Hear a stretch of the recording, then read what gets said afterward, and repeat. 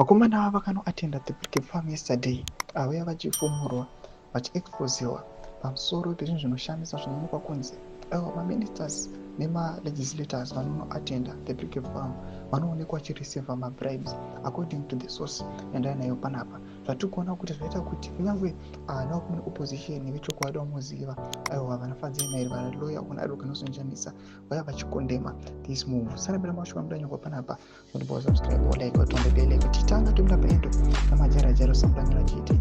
According to one of my sources from the other faction, opposition members who attended the Asekas Brigham Farm walked away with $5,000 each.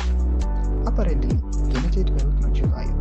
Wikino has been on a crusade to buy support for feeding Nakawasi 2030 ananga achitonga agenda ndomashoko ari kutaurwa namajarajaro zvamusa kuti aiwa vakomana ava ndovanoexposa zvichiitika muthe region.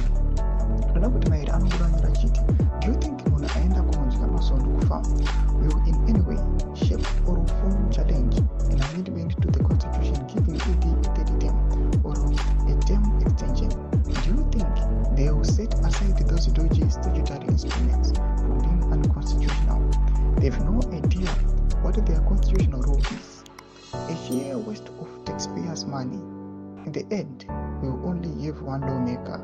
If we are not there already, they are in the guy's pocket and it's a shame.